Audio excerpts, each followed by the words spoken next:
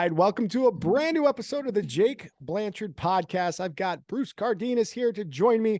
We're going to talk about relationship building. We're going to talk about just navigating life through different career changes and entrepreneurship and just experiences along the way. Bruce, welcome to the show, man. Hey, thank you very much. I've been looking forward to this for a while. Since we met at Blackside a while ago, we've been talking about it. So I'm glad we were able to finally find a date that worked for both of us and make it happen. Yeah, man, absolutely. That Operation Black Site event is phenomenal. For those who are listening, it's a mastermind that's out on a private ranch out in Temecula, California. And it's got a little bit of everything. There's like a private zoo on there. It seems like Dan and Bedros are doing a lot as far as like kind of building out different facilities. And there's certainly a vision for that piece of property. So it's definitely cool to see the kind of people that were walking through it while we were out there. Absolutely. Yeah. Hey man, you and I got a chance to connect out at Black Site. We started talking a little bit about your background. I was just fascinated and I asked you to come on to the show. We've got this, you've got this background in the military as well as policing, and then you leverage that and turn it into this career of relationship building and connecting people, and some very notable companies and organizations that you've worked with. But maybe let's just learn a little bit about you, man. Let's start where it makes the most sense. Yeah, I could start at birth, but I'll move up a little further. Sure. I don't know. So listen, I grew up in a small town called High Bridge, New Jersey. One of five kids. I was a middle kid, and always aspired to be a police officer. My uncle was a police officer. My neighbor was a cop. I mean, I just had that dream about being a police officer. And I would say this, I didn't really do a whole lot to make that happen because I was probably a D student all through high school. I just kind of daydreamed through high school. I was fortunate enough in the high school that I went to that we were a metal shop and wood shop and welding classes. So those I really did well in, but when it came to the basic classes, I was just a daydreamer. But when I graduated, I really had no idea what I was going to do. I said, I want to be a cop, but how do I go about this? So I talked to the local police chief in our hometown. It was only a 6-person department. And in his own kind way, he said, listen, you're young, you're immature, you're not ready for that kind of thing. But if you go in the Marine Corps, I'll hire you when you get out. I grabbed my best friend and said, hey, we're going to go in the Marine Corps. Join was in Paris Island months later, which is the boot camp down in the Carolinas. And I realized there's a big world out there. Wow, like there's more than just where I grew up. And that kind of started my journey. Yeah, absolutely. So how long were you in the Marine Corps for? I know that there's certain terms that you sign up for, people re-up. Certain obligations. I did 4 years active, and then I did another 6 in the reserves. And I'll tell you, one of the regrets I have is I should have stayed in the reserves. I mean, the weekend obligations came fast and furious. And at the time, I was a police officer, and I was married, so I didn't continue, which I wish I did. But I had a great journey in the Marine Corps for sure. Yeah. And then you mentioned that you were interested in becoming a police officer. What happened when you got out of the military? So I was actually, in my travels, and when I was in the Marine Corps, I picked up powerlifting as a hobby, I guess, and I really became pretty good at it. All the guys I worked out with were all strong guys, and you pretty much that's what you do in the military, either working out or you're, partying. So I chose to work out, and I did pretty well in powerlifting. And I ended up in Camp Pendleton just for a weekend for a powerlifting meet down in San Diego. And on the base that day, there was a career day. And I saw these big signs, come IBM and trucking companies and sheriff's department and CHP. So I said, oh, shoot, let me check that out. I said, wow, beautiful weather, beautiful people, and you get paid pretty well. So I just stayed and started processing once I got out. And it took about a year. At the time, it was you had to get the paper application, fill it out, mail it in. And I had about 6 agencies that were talking to me, and then LAPD just happened to pick me up first. So I was just working odd jobs until I got picked up, and I started the police academy, which then became a dream. Yeah. And then how long were you a police officer for? So I was a full-time active police officer for 12 years. And the reason I cut that a little short, obviously, is I had to simultaneously started working off duty doing security work for a retired sergeant from Beverly Hills. And that kind of snowballed. I really have always taken to serving others. I think I concluded that somewhere along my journey that, no matter what I was doing, police officer, Marine, security, you're always serving others. And I really enjoyed it, and I liked the logistics of it. And the security I did. I'm not talking about the 300-pound guy at the door of a bar. more logistics, ingress, egress, and planning, and keeping people out of trouble and dealing with stalkers. And I really gravitated towards that. So after about a year doing help work with him, I started my own company, and that just snowballed. I once again realized, wow, I do have some relationships because I leaned on a few people I met along the journey. One of them, I picked up the Sony Music account, and I was dealing with handling the chairman. And while I was handling him, obviously that meant handling his wife, and then multiple artists afterwards, from J Lo to Ricky Martin and Mark Anthony. And it just kind of snowballed because once you're taking care of a couple, word of mouth reference, and that became a big deal. So I just couldn't maintain the police officer career because it was just too much time and commitment. The good news is I still have my hand in law enforcement. I'm still a reserve with the LA County Sheriffs, but obviously the security took precedence. I mean, it was a lot of money, and it was very rewarding. Yeah, I want to ask you, um, and I know it's been a while since you were a proper, you know, you're a reserve, but I mean, certainly as far as like active patrol and all this stuff on a daily basis, you must see kind of an evolution of perception of police or like policing or styles of policing, especially in LA. LA, like I've spent some time down there. What's your perspective on kind of the state of affairs when it comes to police work as a former Um, LAPD? yeah. Well, I'll tell you two things. I think there's always been challenges in police work. I mean, there's always going to be something that highlights in the news, right? When I was a young police officer, right off probation, I don't know if you remember, there was an incident called the Rodney King incident, Yeah, absolutely. and I actually worked with some of those officers. When I was on probation, I left that division, Foothill Division, went to another, and 6 months after I left, the Rodney King incident happened. So I think there's always been incidents over the decades and years where police are highlighted in the media. And I always say this, I try and sum it up to my friends when I defend police officers and first responders, that every occupation has 10, I don't know what, 5 or 10% that are going to be bad apples, right? Doctors, lawyers, you name it, right? Politicians, probably more. And I think there's always been a challenge with weeding out the right people to do that job. I mean, I learned early on, kind of right from wrong. And I say this, there's the spirit of the law and the letter of the law. I always live within the spirit of the law. And then there's the black and white world, which is black or white, right? You did something wrong. I always lived in the gray area. And I learned early on how to treat people is really important.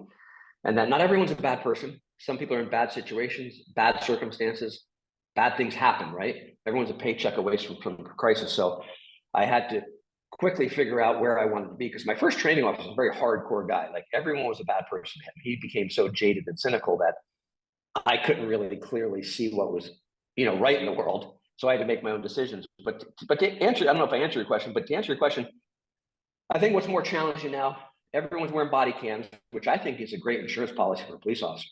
I have a camera on me all the time, and it has actually dissuaded bad people from doing things, because in the past it was his word against your word, and now everything's on a body cam. And every citizen has an iPhone. The minute you stop, I still work patrol occasion, and the minute I stop, there's someone on the curb with an iPhone. Oh, so And that I didn't I realize that. So when you say a reserve, it's not like you're actively still going out and doing these things. Yeah, I'm a level Excuse one. my Yeah, I ignorance. work. Yeah, I work a couple shifts a month. I mean, a lot of stuff I do is fundraising, but I'll go out in uniform, and it's interesting. Now I wear a body cam. Now I don't change anything. I still talk to people the same, but it's interesting. I think it actually protects the officer and the citizen, because maybe before, maybe you would have been a little more aggressive or a little rougher, or maybe you would have used inappropriate language. Now I think it keeps everybody in check. Hey, I don't want to be swearing. I don't want to be talking, calling you an idiot or whatever we might do when you get heated. And I think it's a good balance. And it also protects, you see these shootings on the news, it really lays everything out in black and white, right? Here's what happened. So I think it's definitely harder to attract people now in law enforcement. I think people see the news, they see cops are scrutinized, but it's still a great career, if you're willing to do it. Yeah. So then let's reflect back. I mean, you at some point in time had the opportunity to start working this security role, and then you said you eventually started your own thing. What was that entrepreneurial journey like for you? Like, from a mindset perspective, had you always wanted to be an entrepreneur or have a business, or did we kind of stumble into it and then find value in it? And yeah, take me through that. I think I stumbled into it. It's interesting. My father I grew up, he was a union electrician. He construction sites, and he became an entrepreneur before I think even the word was in vogue. He finally broke away and started his own electrical contracting business. And he was self-employed, and the rewards were that he made more money. But I started working part-time for him, and he wanted me to take over the business. He said, hey, eventually, this could be your business. I'm like, Dad, like, no disrespect, but it seems like a great business, but I want to be a cop. So I had that taste of, okay, I saw my dad grow, had a pretty successful business. And when I started doing the security, I was like, well, instead of just working for someone for an hourly wage, because that's all I'm going to be, is chasing the dollar, let me start my own business. I know what I can bill, and I know how the margins are, and I know how to pay other people. So I just wanted to do more. I guess I wanted to do better for myself, right? My family. And I saw the opportunity. Don't get me wrong. I think self-doubt kept me, everything I've ever done in my life that's been delayed has been self-doubt. Oh shit, is it gonna work? Whatever. Even now when I'm doing public speaking, I've waited this long because of self-doubt. So that's the only thing that's held me back. Looking back, I wish I did things much differently, right? But I don't regret it. And I think anyone that can be an entrepreneur and work for themselves is really, ahead of the game. Because you think about it, you see these quotes, right? We work 50 years for somebody, and you retire and maybe you live another 20 or 15. It's like, for what? So sometimes it's, and that's okay. I mean, a lot of people do that, but if you want to, I would say, step off the curb, take that risk. What's the worst case? You go back to your job. Yeah, Right. absolutely. And the security firm, you still own that today? Yeah, it's gone through a couple variations. I mean, honestly, I went through a divorce, which cost me quite a bit of money, and we're friendly now. But so I had to revamp and refigure. So now I still do the security, a much smaller scale, and most of it is just me. Because one other thing I found out, you're only as good as your last gig, right? And as I scaled, when I was getting big and I was making a lot of money, I was sending people out, and I thought they were trained. One thing I realized, it wasn't. You're not qualified just because you're a cop. There's training involved with security, and there's social cues and EQ and how to treat people and read body language. And a lot of people couldn't. They just knew, hey, I'm a cop, I'm armed, and I'm gonna follow this guy around. And I lost some major accounts that way, because celebrities were like, who is this guy, Bruce? Like, he doesn't do what you do. And I was a wallflower. And it's hard to train. We all have egos, right? And so for me, I always tell the guys that work for me, you have to adjust when you're in the service industry. And sounds kind of weird, right? But you have to know where you are in the food chain, or the pecking order, or whatever you want to call it, right? Situational awareness, right? Yeah, and when I'm security, I'm just a guy in the corner. I might know them, and they might, on a different playing field, maybe they know me in a different level and be more respectful. But I'm just a security guy. And when you try and tell people to do that, they feel like disrespected. Like, I'm more than no, you're just a security guy. Just like that guy's just the waiter, that's the butler, that's the maitre d'. We all have our place serving these wealthy, well-known people, and it doesn't work for everybody. So. Oh, that's fair. Okay. Yeah. So through this process, man, and let's get to the heart of it. I recently read in prep for this call a LA Style article that you were featured in from earlier, actually this month, March 13th. I'll put the link in the show notes, and it goes into a great deal of detail about some of the things that you've done relative to brand and relationship building. And so maybe take us on that journey of when you kind of took another pivot from, this Marine that becomes a cop, that becomes a security entrepreneur, to now all of a sudden you're a highly sought after relationship and brand builder. What's going on there? Yeah. So, I mean, I guess it really starts with the quest journey is what kicked it off. So, and that happened very serendipitously. I was working out at my local gym, and Shannon, who goes by Quest Creator, was working out there as well, and her husband, Ron.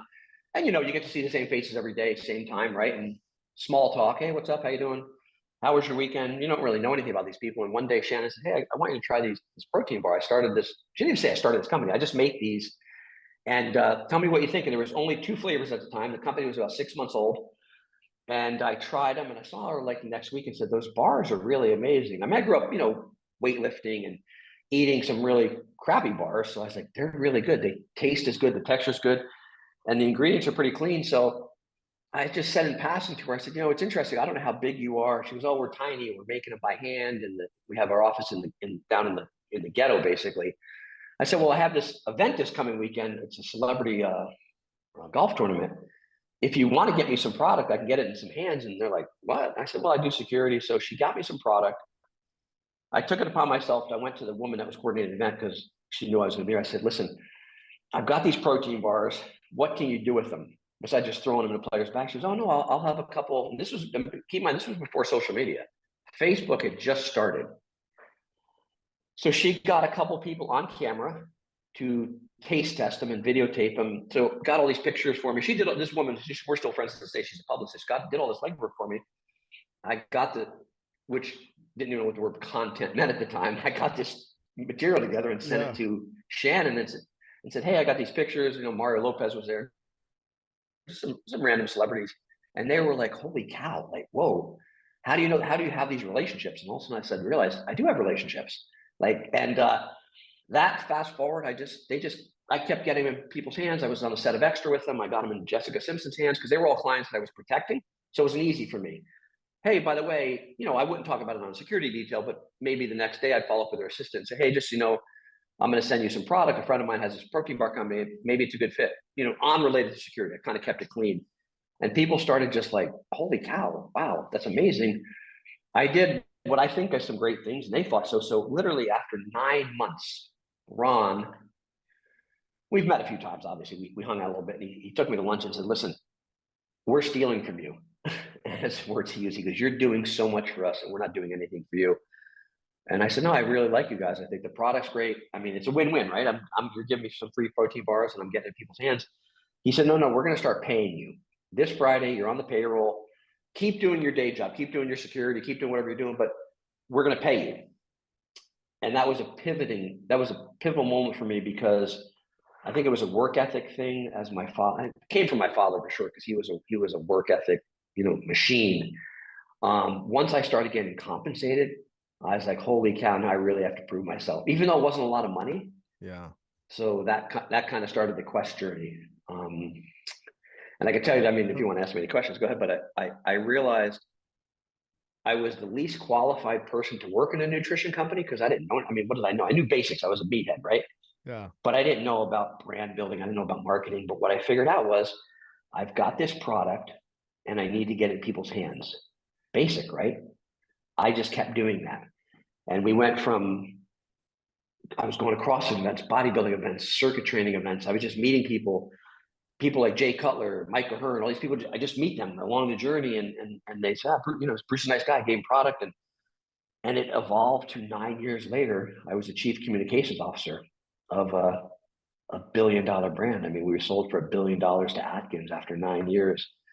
So I say very humbly, I mean, I'm a basic dumb kid from New Jersey. I wasn't qualified to be in the nutrition space, but I figured I was qualified to be a relationship builder. Yeah. And so I built out the ambassador team, the events team.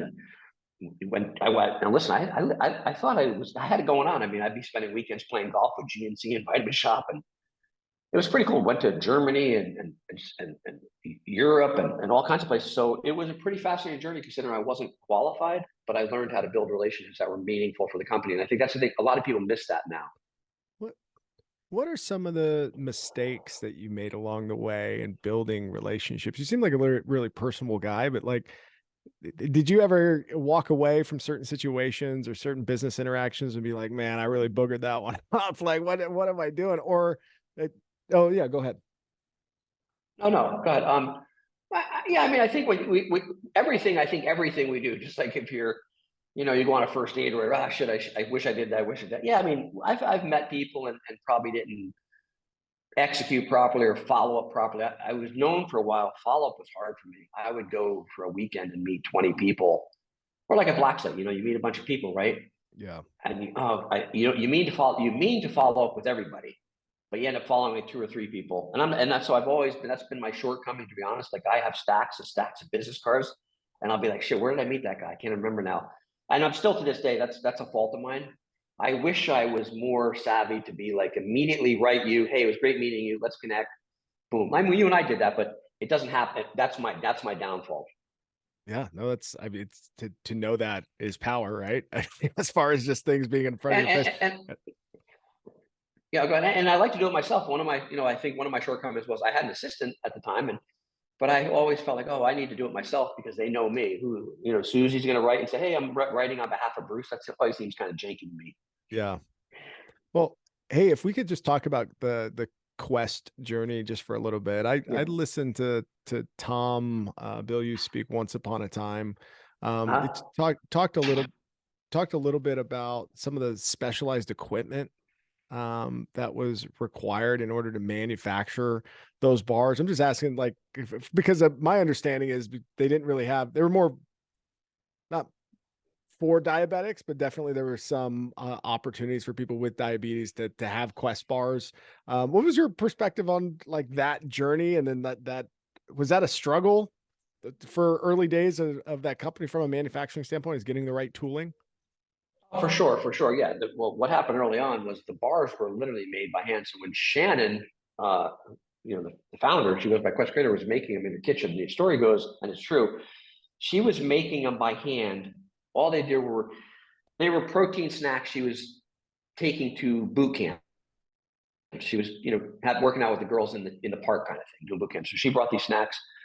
One day, her husband took some to work, and they had a tech company at the time. They had a software company, and the employees enjoyed them. And Ron had a light bulb moment. This was even before I met them. Excuse me. He had a light bulb moment where he's like, "Listen, these tech guys like them, and tech guys, kind of eating Doritos and drinking Red Bull, and they're not the Yeah. healthiest usually." And he said, "Wow, we might be onto something here." And here's what's true: is he sat down with all the guys and said, "I think we might have something here." Everyone walked out of the meeting on him. They said, "We're not in the protein bar business. We're in the software business, security software." So he secretly, for 6 months, did his homework, found a food scientist to get the water activation out, and do all the things you have to do to actually make a product proper. Took it to the partners again. It was actually his partner at the time was Mike Osborne. Tom wasn't even a partner yet. He was an employee at that company, and said, I've made the bars. Here's what we got. I've made a website." And I guess they said, "Okay, listen, for the hell of it, let's pop up the website and see how they do. We'll humor you." So they started selling them on the website, but they were making them by hand. When I say by hand, they were rolling them out like rolling pins and cutting them and sealing them in the foil. And when when it got to the point where they were selling enough of them, they were looking for a manufacturer. They're like, "Okay, we've got to find someone to make them." And they would take this, let's call it the dough, the matrix, right, the material. They would take it to manufacturers, and they would try and run it through the equipment, and no one could make it because. And what the answer was, "Oh shit, it would fall apart. You just need to add agave or glycerin or liquid sugar, like all the things to make it pliable and doughy." But these are all the things that we didn't want to add because there's no added sugar, right? So Yeah. they bought a used piece of equipment and based from Canada and basically jerry rigged it, broke down many times in the middle of shifts. And that was the beginning of us making our own bars, but it was a process. Now, fast forward, obviously, everyone can make a Quest bar. Other people make them, there's knockoffs, which is fine, but there was no one that could make the bar with that material. So we had to find the equipment and modify it. That's awesome. So it was no walk in the park. Yeah, no, for sure. That's a really cool story. Thank you for Yeah. drilling down into the finer details because as somebody with a background, so my background is in supply chain and manufacturing. Like it's an area that I'm very interested in, and have always been interested in that Quest story.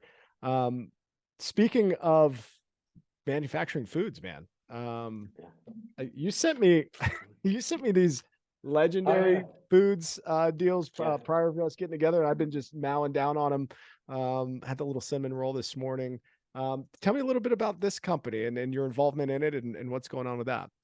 Well, it was a little easier. So Ron, as we were getting ready to exit, actually prior, he started thinking about new ideas and came up with this idea. And if you could picture, a healthy Pop Tart. So now it's going to be it's a different version, cleaner macros, better macros than the Quest bar. So it's just a different form factor. But yeah, the goal is to roll out all kinds of things. There's going to be pastries, sweet rolls, cake bites, you name it. We're going to eventually have it. Yeah, So absolutely, man. It's a one, it tastes really good too. If you need something on the go, man. I've got a couple of them in my car right now.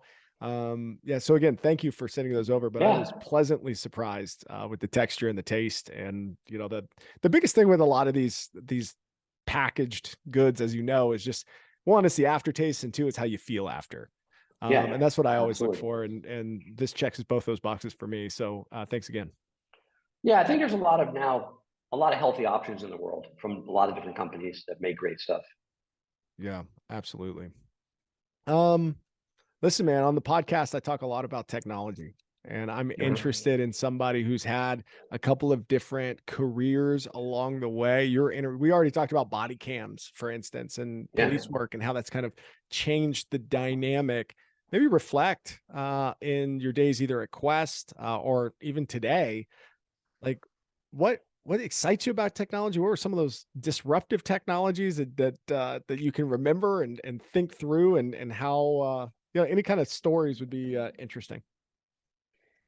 Well, I got to tell you something. I wish I was more tech savvy, to be honest with you. I think I know the basics, Excel spreadsheets and all that, but that's one of my shortcomings is technology.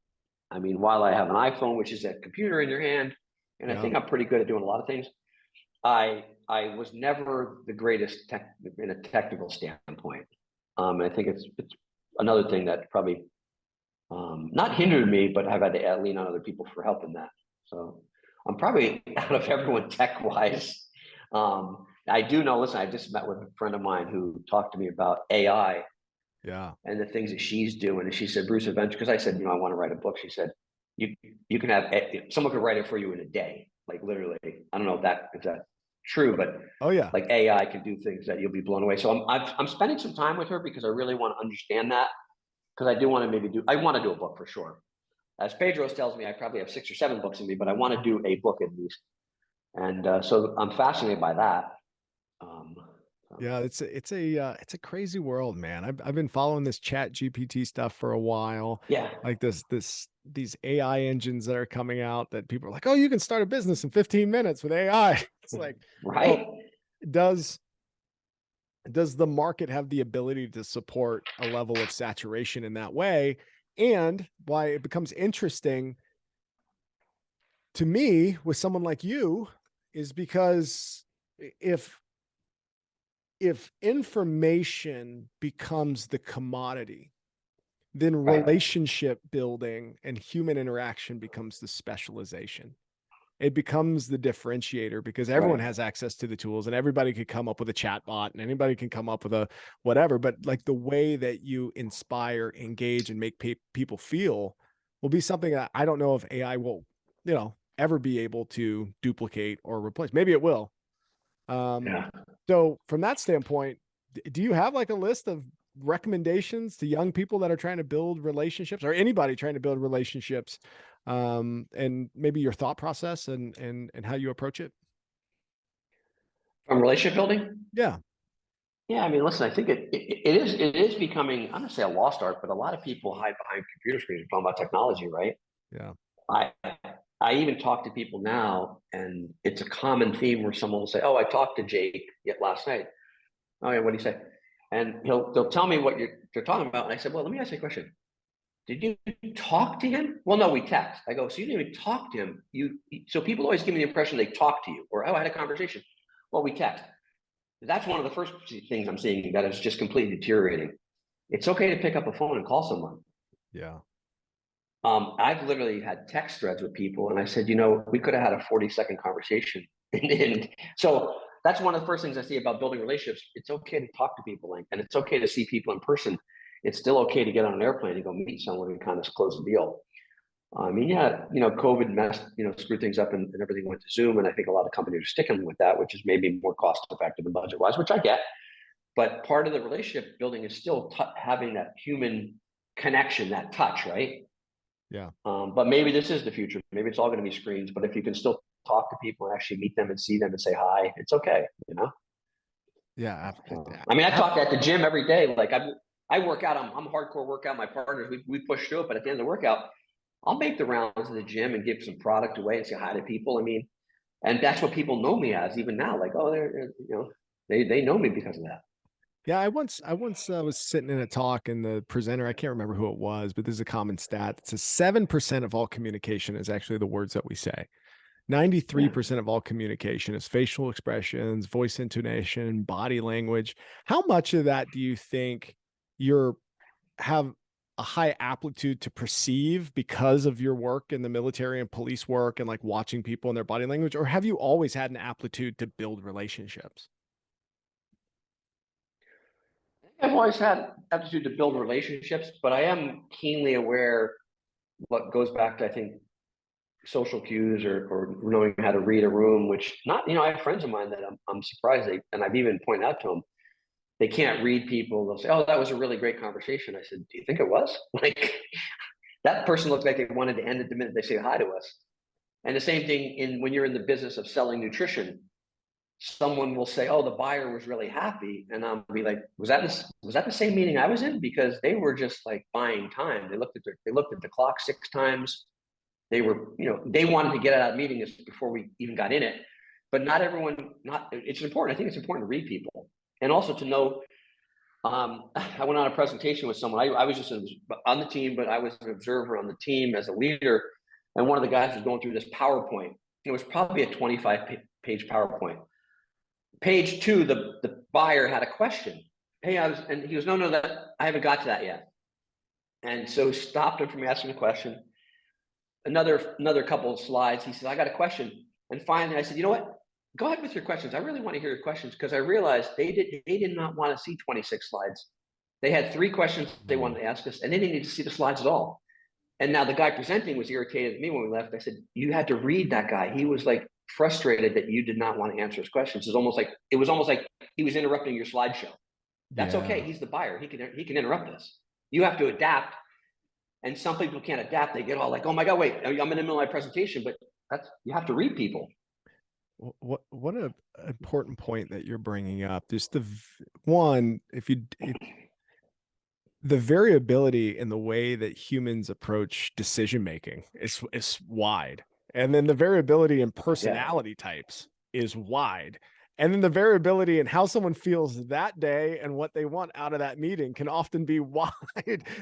And if you're not paying attention and keeping the pulse on all those things and don't know how to just pick up on those cues and pivot, to your point, that's the skill. That's closing that gap and just knowing what to do in the situation, being okay with delivering information in a different way that somebody needs to process.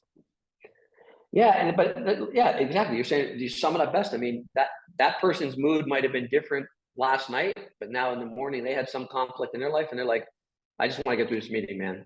I don't really care," And so it's important. That's important in relationship skills. Now, the more you interact with people, the more you say, "Oh, okay, I need to adjust and figure out what these people want."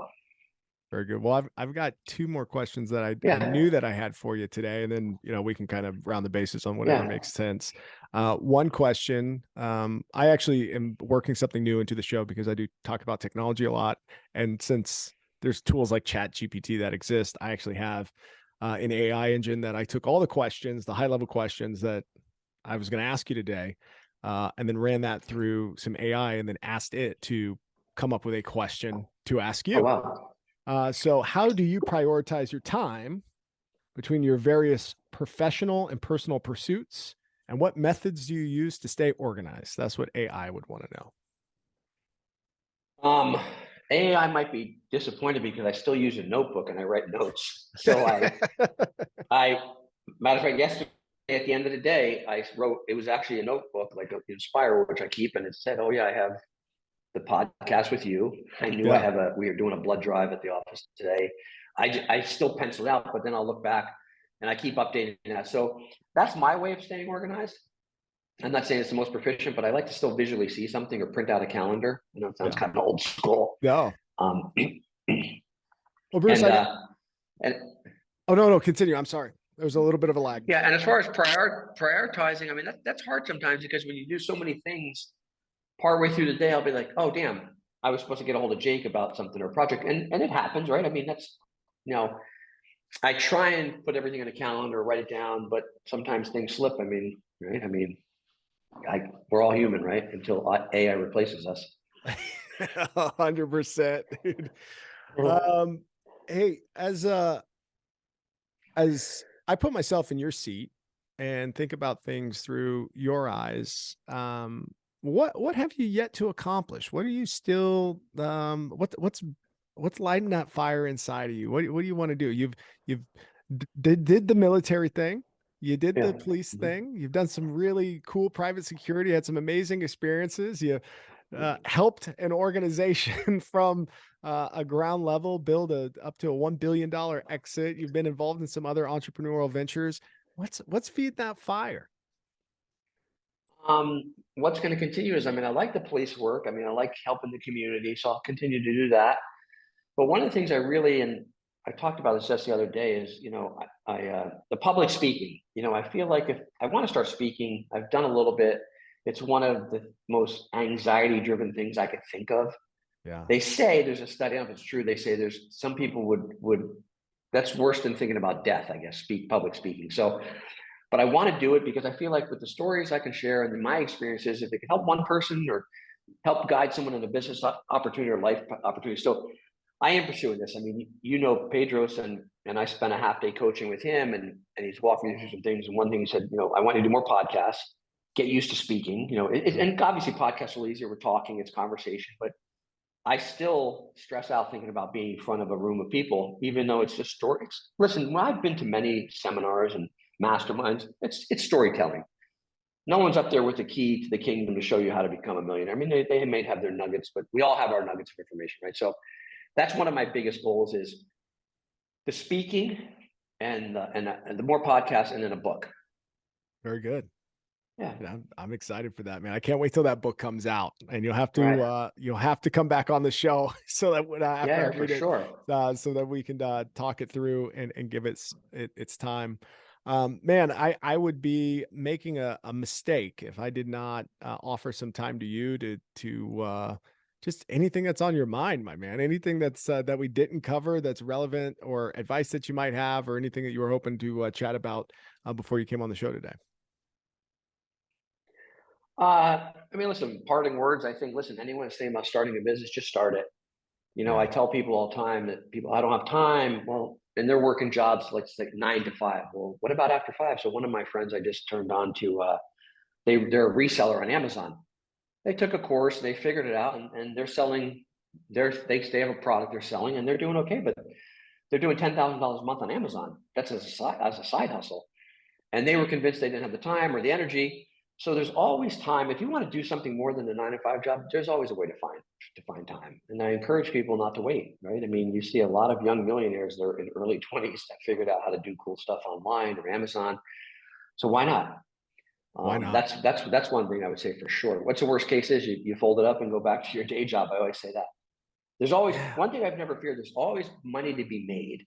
If you start something and it just flops, and even if you had to invest a couple grand, 20 grand, 30, whatever it is, you just start over. It's not the worst case, right? So Yeah. I think self-doubt is one of the biggest things people have. Whether they acknowledge it or not is another thing, but most people have self-doubt. Oh shit, can I do this? Is anyone gonna watch? Is anyone gonna listen? Is anyone gonna buy what I make?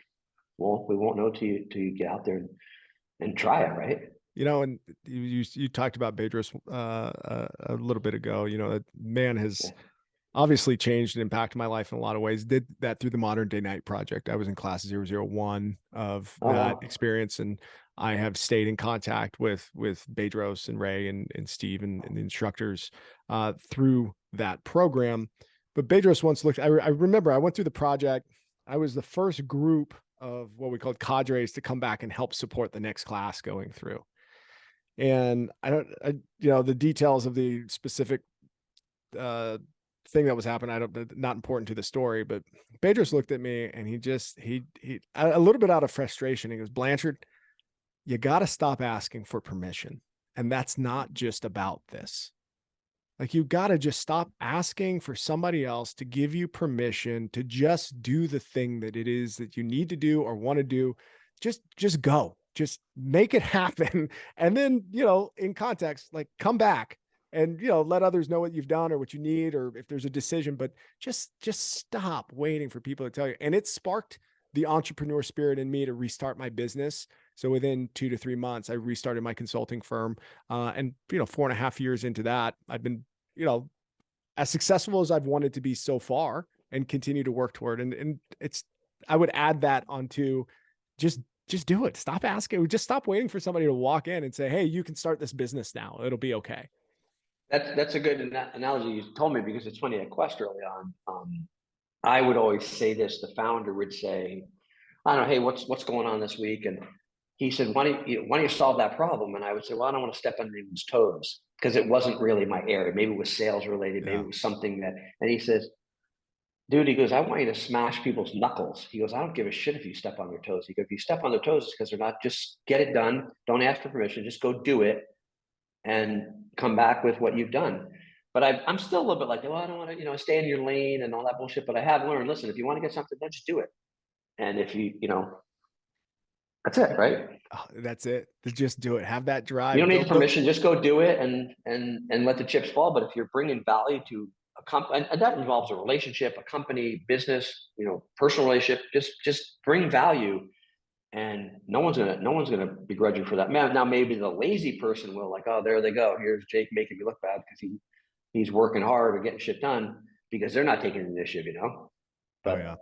100%, man. 100%. Bruce, I can't tell you how much of a pleasure it's been to have you on the show, to extract some of that knowledge and from all the years of experience and the cool diversity things that you've done. Where can people find you today? What's the best point to connect with you, follow you, those types of things? I just recently have a website, and it's not finished. It's just a rough, but it's my full name, brucecardenas.com. And then obviously Instagram is Bruce E. Cardenas on Instagram. Yeah. All right. Well, I will add both of those to the show notes as well. So folks, if you're listening, just drop into those notes. You're going to have links to eatlegendary.com, where I was talking about those delicious pastries earlier. I'll have that article from LA Style about Bruce, and then I'll have the website as well as the Instagram connection. Connect with Bruce and keep up with what he's got going, what he's doing. And again, sir, I look forward to the next time you and I get to talk in person, or when I get to have you on the podcast to talk about that book, brother. Thank you very much. All right. Cheers, sir.